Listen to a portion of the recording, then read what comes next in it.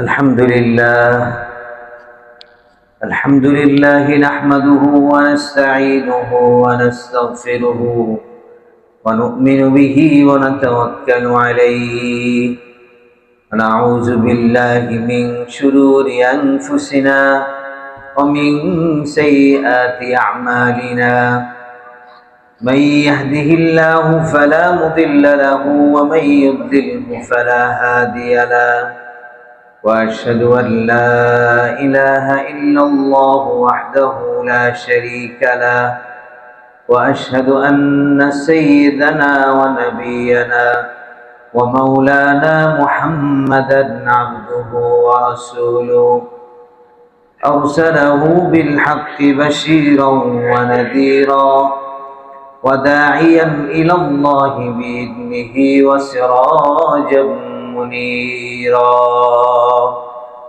أما بعد فقد قال الله تبارك وتعالى في كلامه المجيد وفرقانه الحميد أعوذ بالله من الشيطان الرجيم بسم الله الرحمن الرحيم يا أيها الذين آمنوا ادخلوا في السلم كافة ولا تتبعوا خطوات الشيطان إنه لكم عدو مبين صدق الله مولانا العظيم محبت الشتى সবাই একবার দুরূদ শরীফ পড়ি اللهم صل على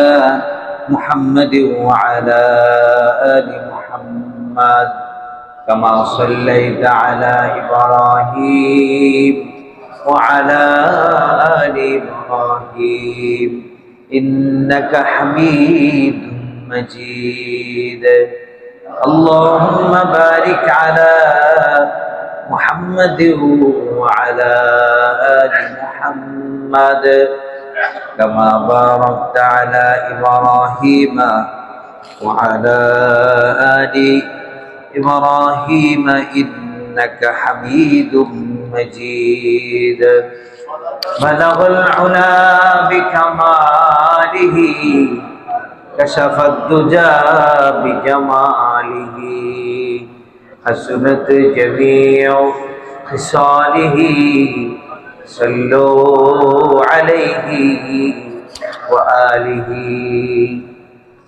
صلى الله عليه وسلم আলহামদুলিল্লাহ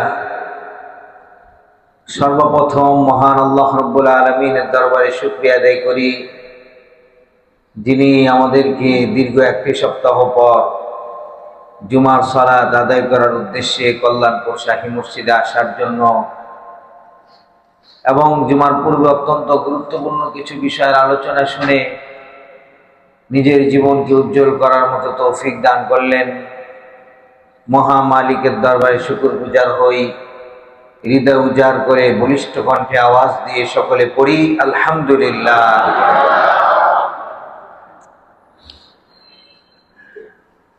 আজ জুমার খুতবার সংক্ষিপ্ত সময়ে আমাদের আলোচনার বিষয়বস্তু হলো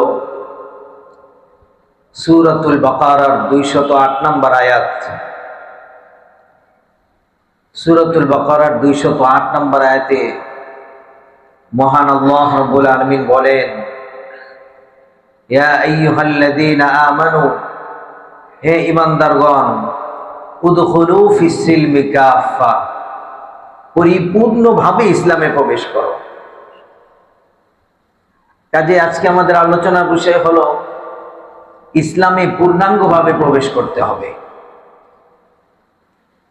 পূর্ণাঙ্গভাবে আমি ইসলামে প্রবেশ না করলে আমার মুক্তি হতে সমস্যা হবে, নাজাত পেতে সমস্যা হবে। কমপ্লিট মুসলমান আমাকে হতে হবে। এই সূরাতুল বাকারার 208 নম্বর আয়াত, এই আয়াতটি নাজিল হওয়ার পিছনে একটি প্রেক্ষাপট হলো ইহুদি ধর্ম থেকে মুসলমান ধর্ম গ্রহণ করলেন, ইসলাম ধর্ম গ্রহণ করলেন। হযরত আব্দুল্লাহ ইবনে সালাম রাদিয়াল্লাহু তাআলা আনহু তাওরাতের বড় একজন আলেম ছিলেন, ইহুদিদের বড় একজন পণ্ডিত ছিলেন। আল্লাহ নবীজির হাতে এসে তিনি ইসলাম ধর্ম গ্রহণ করলেন। তাফসীরে খাজিনের মধ্যে আসছে, নাযালাত হাযিহিল আয়াতু ফি আব্দুল্লাহ ইবনে সালাম। হযরত আব্দুল্লাহ ইবনে সালাম রাদিয়াল্লাহু তাআলা আনহু সম্পর্কে আয়াতটি নাজিল হয়। ও আসহাবিহি, এবং তার সাথী সঙ্গীদের ব্যাপারে তিনি বড় একটা জামাত নিয়ে মুসলমান হয়েছিলেন। যালিকা বিআন্নাহুম আযযামুস সাবতা, ওই যে ইহুদি ধর্মে থাকা অবস্থায় ইহুদি ধর্মের রীতিনীতি অনুযায়ী শনিবার দিনকে অত্যন্ত সম্মানিত দিন মনে করা, শনিবার দিনটাকে গুরুত্ব দেওয়া।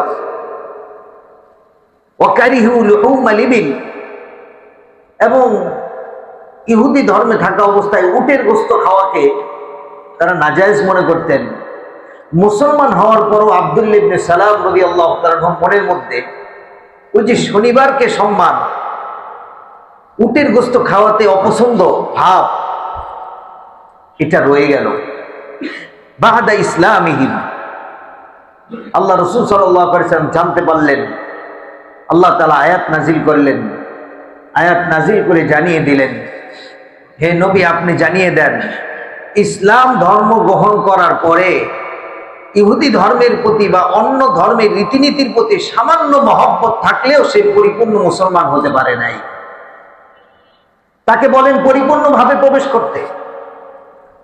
ইসলামে যে দিনটাকে মর্যাদা দেওয়া হয়েছে শুক্রবার, সেটাকেই দিতে হবে।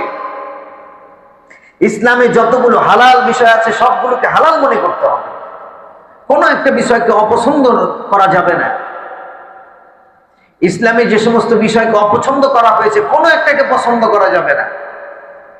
তাহলে সে পরিপূর্ণভাবে ইসলামে প্রবেশ করতে পারেনি।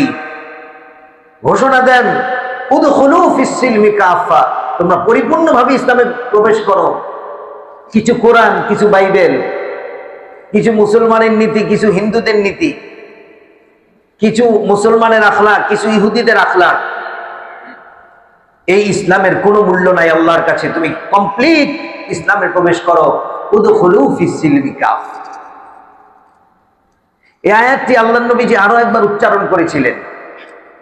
দ্বিতীয় নম্বর প্রেক্ষাপট হলো এই, হযরত ওমর ইবনে খাত্তাব রাদিয়াল্লাহু তাআলা আনহু একদিন তাওরাত খুলে নিয়ে আসলেন আল্লাহর নবীজির সামনে। নবীজির সামনে এসে তিনি তাওরাত পড়া আরম্ভ করলেন। ইয়া রাসূলুল্লাহ, দেখেন তাওরাতের এই জায়গাটায় আল্লাহ তাআলা কি বলেছেন, এই জায়গায় কত চমৎকার কথা আছে। তিনি পড়া আরম্ভ করলেন। ইহমাররা ওয়াজহু, নবীজির চেহারা লাল হয়ে গেল। ওহী নাজিল হলো। নবী করিম সাল্লাল্লাহু আলাইহি ওয়াসাল্লাম ধমক দিয়ে বললেন, আমুতাহাওয়াকুনা ফিহা ইয়া ইবনুল খাত্তাব, হে ওমর ইবনুল খাত্তাব, তোমরা কি বিভ্রান্ত হয়ে যাচ্ছ? কোরআন থাকতে, কোরআন যখন চলে আসছে, তখন তাওরাত, ইনজিল, জাবুর সমস্ত কিছুকে রহিত করে দেওয়া হয়েছে। কোরআন সর্বশ্রেষ্ঠ কিতাব এসে গেছে, প্রধান মেহমান চলে আসছে।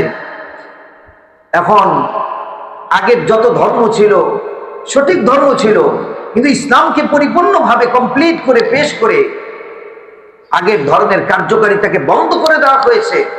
তুমি সে তাওরাত পড়ছো, আল্লাযী নাফসি বিয়াদিহি, আল্লাহর কসম, লাকাদ জিতুকুম বিহা বাইদা নাকিয়া, আমি তোমাদের কাছে অত্যন্ত সাদা ধবধবে পরিষ্কার একটি ধর্ম নিয়ে প্রেরিত হয়েছি। লাউ কানা মূসা হাইয়ান মা ওয়াসআহু ইল্লা আইয়াত্তাবিআনি, আজকে যদি মূসা আলাইহিস সালাম জীবিত থাকতেন তাহলে তিনিও আমার কোরআনেরই অনুসরণ করতেন। তুমি তাওরাত পড়ে তাদের দিকে ধাবিত হচ্ছ। ইহুদি সম্প্রদায়ের প্রতি মনের আকর্ষণ সৃষ্টি হচ্ছে। শোনো ওমর, ইয়া আইয়ুহাল্লাযীনা আমানু উদখুলু ফিস সিলমি কাফা, সূরাতুল বাকারার 208 নম্বর আয়াতকে স্মরণ করো, পরিপূর্ণভাবে ইসলামে প্রবেশ করো, কমপ্লিট মুসলমান হও। বিন্দু মাত্র ভালোবাসা তাদের প্রতি থাকা যাবে না, তাহলে তুমি পরিপূর্ণ মুসলমান না, কমপ্লিট ভাবে তুমি ইসলামে প্রবেশ করতে পারো না। এই আয়াতটি আরো একবার উচ্চারণ করেছিলেন নবী করিম সাল্লাল্লাহু আলাইহি ওয়াসাল্লাম। তৃতীয় নাম্বার প্রেক্ষাপট, আল্লাহ নবী সাল্লাল্লাহু আলাইহি ওয়াসাল্লাম মক্কা থেকে তিনি মদিনায় গেলেন, গিয়ে দেখলেন মদিনার ইহুদিগণ 10ই মুহররম আশুরা রোজা রাখতেছে। কি ব্যাপার, তোমরা রোজা রাখো কেন? ইহুদিরা সকলে মিলে জবাব দিল, আমাদের নবী মুসাকে আল্লাহ তাআলা এই দিন সমুদ্র পার করে নাজাত দিয়েছিলেন আর ফেরাউনকে ধ্বংস করেছিলেন এই 10ই মুহররম, এই জন্য আমরা শুকরিয়া আদায় করে আমরা রোজা রাখি। নবী করিম সাল্লাল্লাহু আলাইহি সাল্লাম বললেন, নাহনু আহাক্কু বিমূসা মিনকুম, আরে তোমাদের থেকে তো মুসা আলাইহিস সালামের প্রতি আমাদের মহব্বত বেশি। কাজেই লাইন বাকিতু ইলা কাবিলিন লাসুমান্না তাসিআ, এই নবীজিকে আল্লাহ তাআলা মুক্তি দান করার কারণে তোমরা একটা রোজা রাখতেছো, আর আমরা মুসলমানরা তোমাদের বিরোধিতা করে আমরা আগামী বছর থেকে মুহররমের রোজা আমরা 2টি রাখবো, লাসুমান্না তাসিআ, তোমাদের সাথে যেন মিল না হয়, একটা রাখলে তোমাদের সাথে মিল হয়ে যায়, এজন্য আমরা আগামী বছর থেকে আশুরার রোজা রাখবো 2টি, আল্লাহ নবী ঘোষণা করলেন। এরপরে নবীজি বললেন, ফামান আরাদাল ইসলাম, কোন ব্যক্তি যদি ইসলাম ধর্ম গ্রহণ করে, ফালইয়াখুয বিহি আকীদাতান, সে যেন বিশ্বাসেও পরিপূর্ণ ইসলামকে নিয়ে আসে, ইবাদাতান, ইবাদতের মধ্যেও পরিপূর্ণ ইসলামকে নিয়ে আসে, ওয়া আখলাকান, চরিত্রের মধ্যেও পরিপূর্ণ ইসলামকে নিয়ে আসে, মুআমালাতান, এবং লেনদেনের মধ্যেও যেন পরিপূর্ণ ইসলাম নিয়ে আসে, ওয়ালিয়াত্রুক মা ইউখালিফু হাদিয়ান নবী সাল্লাল্লাহু আলাইহি সাল্লাম, আল্লাহর নবীর বিরুদ্ধে চলে যায় এমন সমস্ত কিছু সে যেন পরিত্যাগ করে, পরিপূর্ণভাবে ইসলামে প্রবেশ করে। এখন আমরা একে একে করে 6-7টা পয়েন্টে আমরা দেখবো আমরা কি পরিপূর্ণভাবে ইসলামে প্রবেশ করতে পেরেছি কিনা, আমরা কি কমপ্লিট মুসলমান হতে পেরেছি কিনা। 1 নম্বর আসুন আকীদা এবং ঈমানের ক্ষেত্রে। সূরাত ইউসুফ 106 নম্বর আয়াতে আল্লাহ বলেন, ওয়ামা ইউমিনু আকসারুহুম বিল্লাহ ইল্লা ওয়া হুম মুশরিকুন, হে মানব জাতি শোনো, ওয়ামা ইউমিনু আকসারুহুম বিল্লাহ ইল্লা ওয়া হুম মুশরিকুন, তোমাদের মধ্যে অনেক ঈমানদার আছে যে ঈমানদারগণ মুশরিক ঈমানদার। সূরাত ইউসুফের 106, তোমাদের অনেক ঈমানদার আছে যে ঈমানদার মুশরিক, কমপ্লিট মুসলমান হতে পারেনি, তার ঈমানের মধ্যে ভেজাল আছে, পরিপূর্ণভাবে শুদ্ধ আকীদার ঈমান সে পেশ করতে পারেনি। ওমা ইউমিনু আকসারুহুম বিল্লাহি ইল্লা ওয়া হুম মুশরিকুন, অনেক ঈমানদার তোমাদের মধ্যে রয়েছে মুশরিক ঈমানদার, তার ঈমানের মধ্যে শিরকি আকীদা আছে। সে মনে করে মাজারের কুমিরে মুরগি খাওয়াইতে পারলে আমার মনে হয় একটা বাচ্চা হবে, এই জন্যই তো খানজাহান আলী মাজারের থেকে কুমির সরাই নিয়ে গেছে। যারা এই সমস্ত ব্যবসা ধান্দামি করত এরা পাগল হয়ে গেছে, আমাদের কুমির আবার ফিরে দেওয়া হোক, ব্যবসা বন্ধ হয়ে যেতেছে। মুরগি দিয়ে আসে কুমির খাইতে, তো খাদ্যের মধ্যে ওই পানির মধ্যে ঘোরন দিয়ে আবার সে নিজে আইসা পাক করে খায় যে কুমির খেয়ে ফেলাইছে। কুমিরের প্রতি মানুষের ঈমান চলে গেছে। গজাল মাছ বিভিন্ন মাজারে আছে, এটার প্রতি মানুষের ঈমান চলে গেছে। কোন কোন মাজারে আবার আছে কচ্ছপ, এই কচ্ছপের গায়ের উপর থেকে শেওলা নিয়ে সে আবার এটারে গায়ের মধ্যে মারতেছে। আকীদা কি, বিশ্বাস কি? শাহ মাজারে গেলে দেখবেন সেখানে বটগাছের নিচের মাটি নিয়ে মহিলারা খাইতেছে, অথচ মাটির মধ্যে কত নাপাক জিনিস পড়ে আছে, মাটি খাচ্ছে, গাছের মধ্যে পইতা ঝুলাচ্ছে। এটা কিন্তু সব মুসলমান, হিন্দুরা করে না। কিন্তু এরা তো এমনিই বেঈমান। মুসলমানদের আকীদার মধ্যে আল্লাহ বলছেন ওমা ইউমিনু আকসারুহুম বিল্লাহ, কমপ্লিট এখনো মুসলমান হইতে পারো নাই, তোমার আকীদাই শুদ্ধ না, তোমার বিশ্বাসের মধ্যে ভেজাল রয়েছে। ইল্লা ওয়া হুম মুশরিকুন, মুশরিক, তোমার ধ্যান ধারণার মধ্যে শিরকি আকীদা আছে। আবু জেহেলের মতো। আবু জেহেল কিরকম? আবু জেহেল, উতবা, সাইবা কাফের, কিন্তু এরা কাবা শরীফ তওয়াফ করত। আবু জেহেল কাবা শরীফ তওয়াফ করত, এবং আল্লাহ পাক বলেন ওয়ালা ইন সাআলতাকুম মান খালাকাস সামাওয়াতি ওয়াল আরদ লা ইয়াকুলুন্না আল্লাহ। তুমি যদি আবু জেহেলকে, আবু লাহাবকে, আবু তালেবকে, এই কাফেরদেরকে যদি জিজ্ঞাসা করো মান খালাকাস সামাওয়াতি ওয়াল আরদ, এই বলো তো আসমান জমিন কে সৃষ্টি করেছে, লা ইয়াকুলুন্না আল্লাহ, এক বাক্যে তারা বলবে আল্লাহ সৃষ্টি করেছে। তাহলে মানে তারা রব হিসেবে আল্লাহকে মানতো। ভেজালটা কোন জায়গায়? ভেজাল হলো ইলাহ হিসেবে তারা আল্লাহকে মানতো না, এক আল্লাহরই ইবাদত করতে হবে, এই বিশ্বাসটা তাদের ভেজাল ছিল। তারা মনে করতো আল্লাহর সাথে 360টা মূর্তির ইবাদত করতে হবে। আজকে আমরা কিন্তু সবাই আল্লাহকে রব হিসেবে মানি, এখানে কেউ নাই যে আল্লাহকে রব হিসেবে মানি। কিন্তু যারা 5 ওয়াক্ত নামাজ আমরা পড়ি না, আমরা কেমন জানি এটা অস্বীকৃতি জানাই যে না, দিনে 5 বার আপনাকে ইলাহ হিসেবে মানতে আমার একটু ভেজাল আছে, নাউজুবিল্লাহ বলে। তাহলে তার আকীদার মধ্যে ত্রুটি আছে। সে কমপ্লিট মুসলমান কিভাবে হইল? যার 5 ওয়াক্ত সালাত নাই, সে কমপ্লিট মুসলমান কিভাবে হইল? তার ইলাহের আকীদার মধ্যে ভেজাল আছে।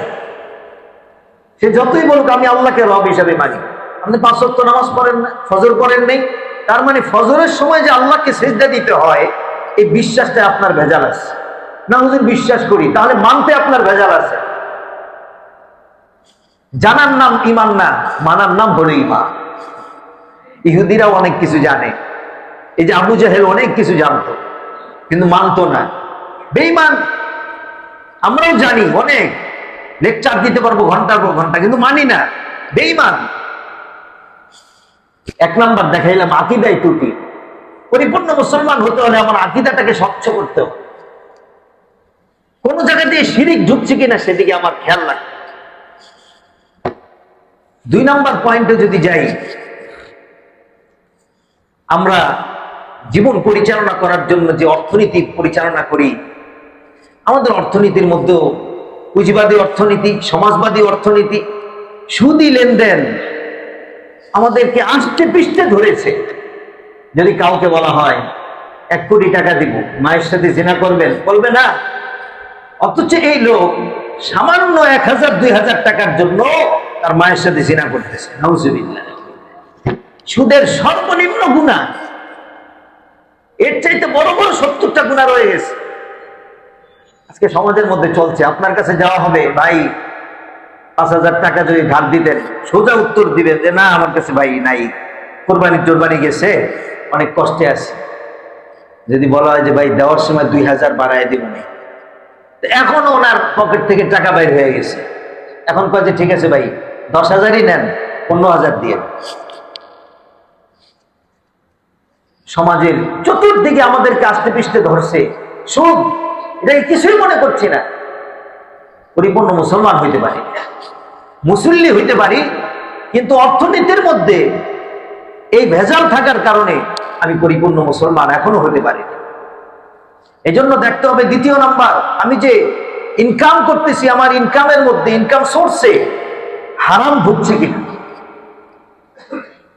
লা ইয়াদখুলুল জান্নাতা জাসাদুন গুদিয়া বিল হারাম। মহানবী সাল্লাল্লাহু আলাইহি ওয়াসাল্লাম মিম্বারে ঘোষণা করলেন, শোনো পৃথিবীবাসী, কিয়ামত পর্যন্ত আমি ঘোষণা করে গেলাম, যে শরীরের রক্ত মাংস হারাম দিয়ে মিশ্রিত, যে শরীরের রক্ত হারাম দ্বারা গঠিত, সে শরীর কোনোদিন জান্নাতের উপযুক্ত হবে না। তাহাজ্জুদ পড়লেও সে জান্নাতের উপযুক্ত হবে না, কেননা তার রক্ত মাংস হারাম, তার শরীরই হারাম, কেননা তার ইনকাম হারাম, তার ইনকাম সুদের ইনকাম, এনজিওর ইনকাম, রাকির ইনকাম। আপনি খতিয়ে দেখবেন, এটা প্রত্যেকের নিজের চিন্তা করার বিষয়। আমি কি পরিপূর্ণ কমপ্লিট হতে পারছি কিনা, মুসলমান হইতে পারছি? হুজুর মুসলমানের সাথে আবার আমার ইনকামের কি সম্পর্ক? হ্যাঁ, এটা ওতপ্রোতভাবে জড়িত। আপনি কি মনে করছেন শুধু মসজিদে আসলাম আর নামাজ পড়লাম চলে গেলাম, আমি ইসলাম মেনে ফেললাম? জান্নাতে যেতে প্রধান বাধা হয়ে দাঁড়াবে, প্রধানতম বাধা হয়ে দাঁড়াবে জান্নাতের পথে অবৈধ রুজি, অবৈধ রুজি, হারাম ইনকাম। আজকে অনলাইনে প্রতারকের অভাব নেই, প্রতারকের অভাব নেই। সুন্দর একটা অ্যাডভাইস দিয়েছে, আপনি পণ্যটা অর্ডার করবেন, তো উনি সাথে সাথে বলবে ঠিক আছে, আপনার এটা পরিপূর্ণ গ্রহণযোগ্য হইতে হলে ৬,০০০ টাকা দাম, তো আপনাকে অর্ধেক ৩,০০০ পাঠাইতে হবে। তা আপনি সঙ্গে সঙ্গে ৩,০০০ পাঠাই দিছে। ৩,০০০ পাঠানোর পরে আবার বলতেছে ভাই আপনার যে পিনটা খুলতেছে না, এইটাকে খুলতে হইলে আপনাকে এই পরিমাণ আরো একটু টাকা পাঠাইতে হবে, তাহলে আমরা ৫,০০০ রেখে ১,০০০ ব্যাগ দিয়ে নিব। আবার আপনি পাঠাই দিলেন ৬,০০০, কিন্তু আপনার পিন তো আর খুলতেছে না, ওই পাশের থেকে মোবাইল বন্ধ।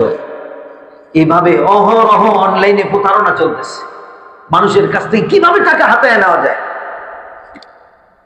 কিভাবে মানুষের থেকে টাকা চুষে নেওয়া যায়। এদের মনের মধ্যে কোনো ভয় নাই যে আল্লাহর সামনে আমাকে দাঁড়াইতে। অর্থনীতির মধ্যে ভেজাল। আপনি আপনার অর্থনীতি চেক করেন, ইমান চেক করুন এবং অর্থনীতি চেক করুন, কোন জায়গা দিয়ে সুদ ঢুকছে কিনা, কোন জায়গা দিয়ে আমি হারামের সাথে লিপ্ত আছি কিনা। যদি থাকি, আল্লাহর হস্তে ২৪ ঘন্টাও সময় নেই, আমাকে পরিবর্তন হতেই হবে, না হলে আমি পরিপূর্ণ ইমানদারি হতে পারি। উদখুলু ফিস সিলমি কাফ। ৩ নম্বর যদি আসি, আচ্ছা পোশাকের ক্ষেত্রে কি আমরা পরিপূর্ণ কমপ্লিট মুসলমান হতে পেরেছি? পোশাকের ক্ষেত্রে তো ইসলাম কোনো নির্দিষ্ট পোশাক বলে দেয়নি। ইসলাম বলেছে লিবাসুত তাকওয়া, তাকওয়ার পোশাক পরো। এমন পোশাক পরবা যে পোশাকটা নমনীয়, এমন পোশাক পরবা যে পোশাকটা অহংকার প্রদর্শন করে না, এমন পোশাক পরবা যে পোশাকটা ইহুদি খ্রিস্টানের অনুসরণ করে না, এমন পোশাক পরো, শালীন পোশাক পরো।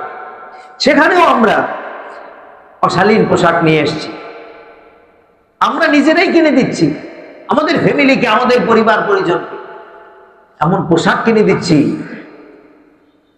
তাদের দিকে তাকাইতে মানুষ বাধ্য। কেন তাকাবে না? আমার পরিবারের দিকে তাকাইতেই হবে, আমি এমন পোশাক কিনে দিব তাকে। মানুষ যেন ১০ বার তাকায়, আরে এটা কি করলো, এরকম করে, এটা আমি কিনে দিয়েছি, আমি মুসলমান। ইহুদি খ্রিস্টানের মতো পোশাক পরাচ্ছি আমার পরিবারকে, আমার ফ্যামিলিকে, আমি নিজেও করছি। রাসূল বলেন যেই পায়জামা প্যান্ট টাকনুর নিচে যাবে, মা আসফালা মিনাল কাবাইনি মিনাল ইজারি ফিন্নার, সেই অংশটা, টাকনুর নিচের অংশটা, এটা কিয়ামতের দিন আগুনে জ্বলতে থাকবে। টাকনুর নিচের অংশটা আগুনে জ্বলতে থাকবে। কাজেই তোমরা টাকনুর উপরে কাপড় উঠিয়ে পড়ো। আরেক হাদিসের মধ্যে আল্লাহর নবী বলেন লা ইয়ানজুরুল্লাহু আযজা ওয়া জাল্লা, আল্লাহ রাব্বুল আলামিন কিয়ামতের দিন তাকাবেন না ওই ব্যক্তির প্রতি। কার প্রতি ইয়া রাসূলুল্লাহ? ইলা মুসবিলিল ইজার, যে টাকনুর নিচে প্যান্টকে ঝুলিয়ে পড়ে, টাকনুর নিচে পাজামাকে ঝুলিয়ে পড়ে, অহংকার প্রদর্শন করো, তো তার দিকে নবীজি বলেন যে আল্লাহ তাআলা তাকাবেন না। আমরা কি করতে পেরেছি? আমরা টাকনুর উপরে কাপড় পরাকে আমরা মনে করি যে এটা তো একটা মডার্ন যুগের ইয়া, হয় না, এটা তো ১৪০০ বছর আগের যুগের চলাফেরার, এটা আমাদের সংস্কৃতি নয়, আমরা এটা মনে করছি। রাসূল সাল্লাল্লাহু আলাইহি সাল্লাম বলেন তোমাকে কমপ্লিট মুসলমান হতে গেলে ১৪০০ বছর আগেই ফিরে যেতে হবে, সাহাবাদের যুগের, সেদিকেই ফিরে যেতে হবে। মুহতারাম উপস্থিতি, পোশাকের ক্ষেত্রেও আমরা কমপ্লিট হতে পারলাম না। আমাকে চেক করতে হবে যে আমার পরিধেয় বস্তুর মধ্যে বিজাতীয় সংস্কৃতি ঢুকছে কিনা, আমার পরিধেয় বস্তুর মধ্যে বিজাতীয় সংস্কৃতি ঢুকে যাচ্ছে কিনা। যদি ঢুকে যায় আমি মুসলমান কমপ্লিট হতে পারি। এক একটা বিষয়ের প্রতি আলোচনা করতে গেলে এক একটা বিষয় নিয়েই জুমান আলোচনা এক একটা দরকার। আমি পয়েন্ট নিয়ে সামনের দিকে যাচ্ছি। ৪ নম্বর পয়েন্ট, আমরা যদি আমাদের খাদ্যের দিকে লক্ষ্য করি, খাদ্যদ্রব্য, তাহলে আল্লাহ রাব্বুল আলামিন বলেন কুলু মিম্মা ফিল আরদি হালালান তাইয়্যিবা, হালাল খাদ্য খাও। তাইয়িবান, সুস্বাদু খাদ্য তোমরা খাবার গ্রহণ করো। নবীজি আবার বলেন, সায়াতি আলাইকুম জামানুন, এমন একটা জামানা আসবে লা ইউবালিন নাস, মানুষগণ ধারণা করবে না, চিন্তা করবে না মা আখাযা মিনহু, কি সে গ্রহণ করছে, কি সে খাচ্ছে, আমিনাল হালালি আম মিনাল হারাম, এটা কি হালাল না হারাম, মানুষ চিন্তা বিবেচনা করবে না। এমন একটা জামানা আসবে যে জামানায় মানুষ চিন্তা করবে না এটা হালাল না হারাম, যেটা হচ্ছে খেয়ে ফেলবে। বন্ধু বান্ধবের সাথে গিয়েছে, ট্যুরে গিয়েছে, বন্ধু বান্ধবের সাথে সফরে গিয়েছে, সেখানে শুয়োরের গোস্ত, তুই চিন্তা করলো আরে সবসময় তো গরুর গোস্ত খাই, আজকে একটু সবার সাথে শুয়োরের গোস্ত খায় নেই, নাউজুবিল্লাহ মিন যালিক। সে চিন্তা করবে না সে কি খাচ্ছে, সে চিন্তা করবে না যে সে কি খাচ্ছে। আমিনাল হালালি আম মিনাল হারাম, এটা কি হালাল না হারাম, আমার উম্মত বাস বিচার করবে না, খেয়ে ফেলবে।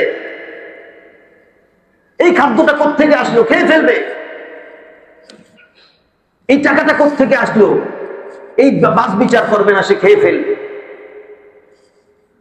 রাসূল সাল্লাল্লাহু আলাইহি ওয়াসাল্লাম আরো বলেন, লা ইয়াশরাবান্না নাসুম মিন উম্মতি, আমার উম্মতগণ শেষ জামানায় ড্রিঙ্কস পান করবে, ওই সাম্মুনা বিগাইরি ইসমিহা, মদ পান করবে অথচ তার নাম দিবে ভিন্ন। মদ নাম দিবে না, নাম দিবে ভিন্ন কিছু। ওয়ায়াকসিবু বিহিমুল আরদ, আমার উম্মতগণ যখন দেদারছে নাইট ক্লাবে গিয়ে রাতে এই সমস্ত ভিন্ন নাম দিয়ে মদ পান করতে থাকবে, ইয়াকসিফু বিহিমুল আরদ, তখন আমি পুরো জমিনকে আমি ধসিয়ে দিব। ওয়াজআলু লাহুমুল কিরাদাতা ওয়াল খানাজির, এবং কিয়ামতের আগে আমি তাদেরকে শুয়োর এবং বানর বানায় দিব। নাউজুবিল্লাহ বলুন। এই জামানাটা আসবে যে জামানায় মুসলমানদেরকে আল্লাহ তাআলা ঘুমের থেকে উঠে দেখবে বানর হয়ে গেছে, ঘুমের থেকে উঠে দেখবে শুয়োর হয়ে গেছে। যখন তারা রাত্রিবেলা ড্রিঙ্কস পান করে ঘুমাবে, মদ খাবে কিন্তু নাম দিবে ভিন্ন জিনিস। আমি এইটা পান করতেছি, ওষুধ হিসেবে পান করতেছি, অথবা বিনোদন হিসেবে পান করতেছি। বড় বড় চাকরিজীবী কিন্তু রাত্রে নাইট ক্লাবে গিয়ে তার ড্রিঙ্কস পান না করলে তার ঘুম হয় না, খবর নিয়ে দেখবে। আল্লাহ তাআলা বলেন এদের উপরে গজব আসবে। আমরা কি খাচ্ছি মুহতারাম উপস্থিতি, 4 নাম্বার আমাদের খেয়াল করা দরকার, আমাদের যে খাদ্যদ্রব্য আছে এটা কি হারাম ঢুকে যাচ্ছে কিনা। হারাম যদি ঢুকে যায়, বাস বিচার করতে না পারি, হালাল 100% খেতে না পারি, তাহলে আমার ইমানের মধ্যে ত্রুটি আছে, আমি এখনো কমপ্লিট মুসলমান হইতে পারিনি। এরপরে 5 নাম্বার আমাদের আদব এবং আখলাক। এই আখলাকের চরিত্রের দিক দিয়েও আমরা কমপ্লিট মুসলমান হইতে এখনো পারিনি। ইহুদি খ্রিস্টানের একটি নীতি আছে, এই নীতিটার নাম হলো স্বার্থের নীতি। স্বার্থের নীতি, প্রিন্সিপাল অফ সেল, মানে তার থেকে আমি যতক্ষণ কিছু পাবো তাকে মূল্যায়ন করব, আর তার থেকে যখন পাওয়াটা বন্ধ হয়ে যাবে তাকে ফেলে দিব। এটা হলো ইহুদিদের নীতি, স্বার্থের নীতি বলে। এটাকে বলা হয় উপযোগিতার নীতি, এটাকে বলা হয় সুযোগ সন্ধানী মনোভাব। যতক্ষণ লাভ আছে ততক্ষণ মূল্য আছে, যতক্ষণ লাভ নাই ততক্ষণ মূল্য নাই। এই জন্য বলা হয় স্বার্থ ফুরালে কদর ফুরায়। এই জন্য ইহুদি খ্রিস্টানের মধ্যপ্রাচ্যে দেখবেন পিতামাতা থেকে যতদিন পর্যন্ত তারা কিছু পায় ততদিন পর্যন্ত পিতামাতার দাম থাকে, আর পিতামাতা যখন অকেজো হয়ে যায়, ওই যে তাদের থেকে যখন কিছু টাকা পয়সা পাওয়া এটা বন্ধ হয়ে যায়, তখন তারা মনে করে এই দুইজনকে এখন আর মূল্যায়ন করে লাভ নেই, এদেরকে বৃদ্ধাশ্রমে পাঠাও। এই জন্য পিতামাতাকে শেষ বয়সে ইহুদি খ্রিস্টান তারা মূল্যায়ন করতে চায় না, কেননা তারা স্বার্থের নীতি গ্রহণ করে।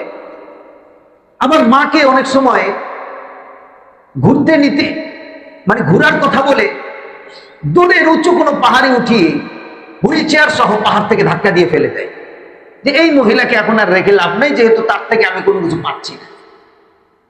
স্বার্থের নীতি, এই নীতিটা আমাদের মুসলমানদের মধ্যে চলে আসছে।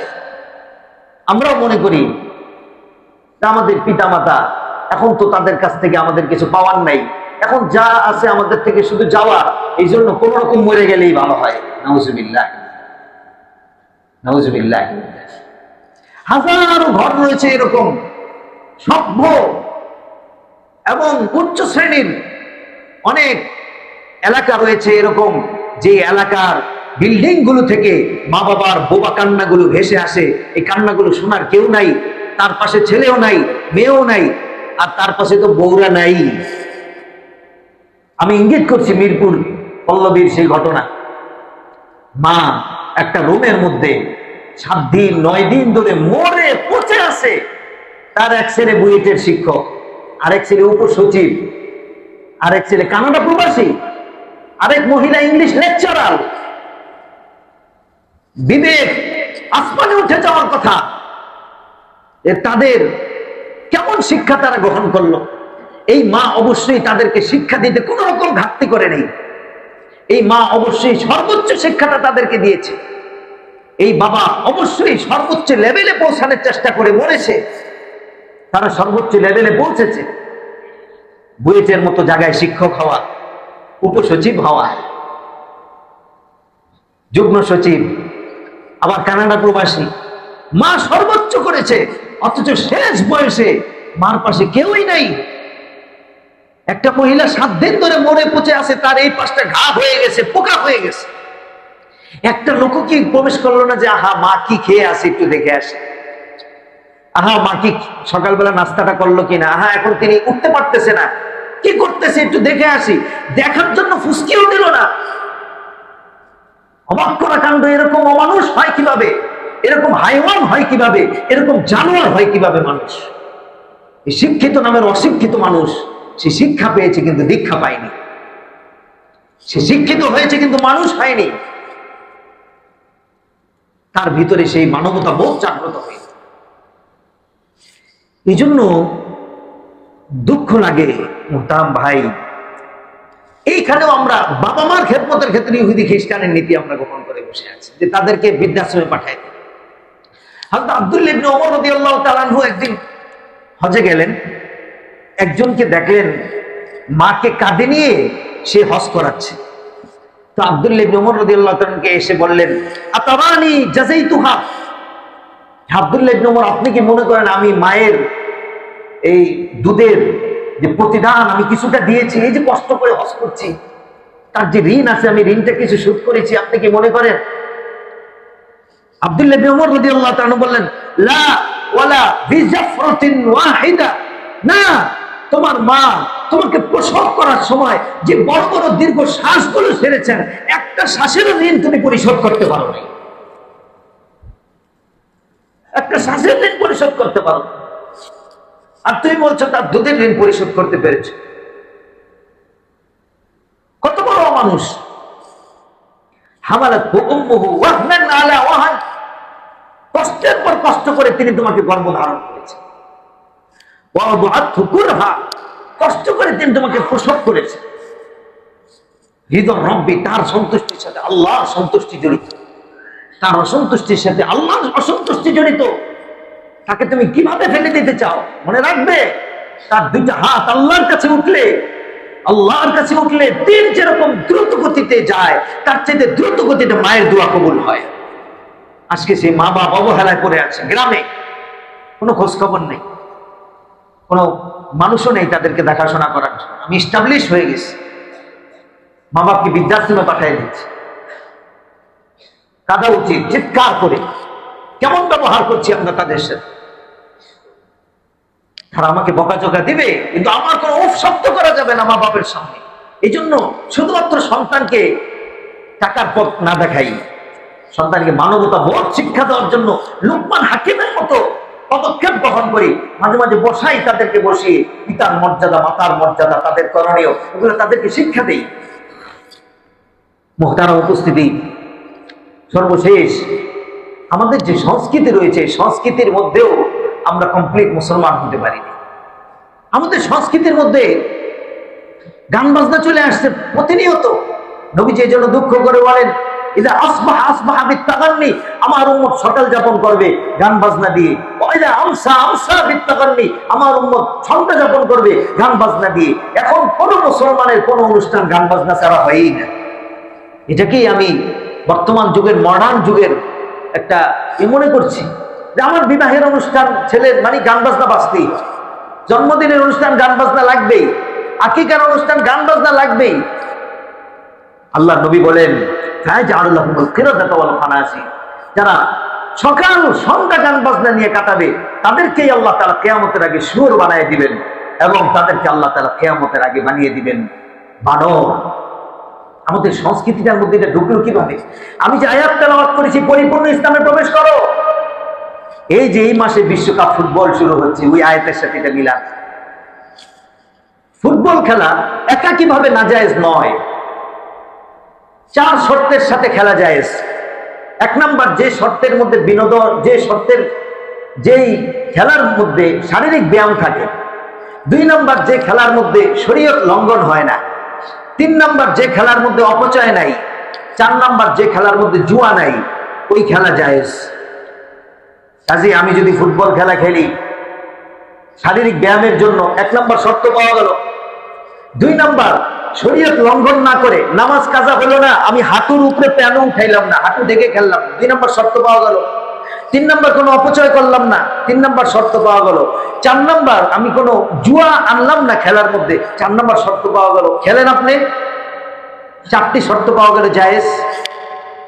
শারীরিক ব্যায়াম, শরীয়ত লঙ্ঘন না হওয়া, অপচয় না হওয়া, জুয়া না হওয়া। কিন্তু মুহতারাম উপস্থিতি, আমাদের দেশে যে বিশ্বকাপ আসে যুবকগুলোকে মাতাল বানিয়ে ফেলে। আমি বলছি এটা, হে যুবক, আমাদের দিলের মধ্যে যদি জাগরণ পরিমাণ ঈমান থেকে থাকে, আমরা কোনোদিন ইহুদি খ্রিস্টানকে অন্ধ অনুকরণ করে তাদেরকে আমরা বন্ধু বানাতে পারি না। আমি বলছি এটা, যে আপনি কেন একটা দেশকে, ইহুদি দেশ, খ্রিস্টান দেশ, যাদের সমস্ত অর্থ ব্যয় হয় গাজার মুসলমানদের বুকগুলো ঝাঁঝরা করার পিছনে, তাদের দেশের জার্সির রং দিয়ে, তাদের পতাকা দিয়ে আপনি পুরো বিল্ডিং আঁকাইতে হবে আপনাকে? পুরো বিল্ডিং রং করছে আর্জেন্টিনার রং। আবার কোন গ্রামে জানি 400 ফুট লম্বা ব্রাজিলের পতাকা আছে, ব্রাজিলের পতাকা বানাইছে, সবাই টাকা দিয়ে বানাইছে, পুরো গ্রামবাসী।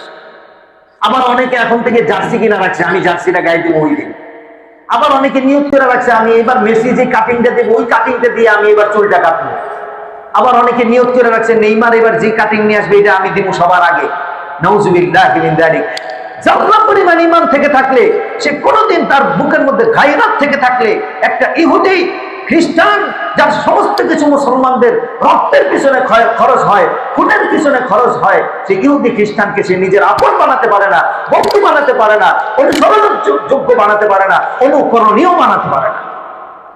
উদখুলু ফিস সিলমি কাফা, পরিপূর্ণ ইসলামে প্রবেশ করো। কিছু মুসলমান থাকবে আর কিছু অনুসরণ করবা ইহুদিদেরকে।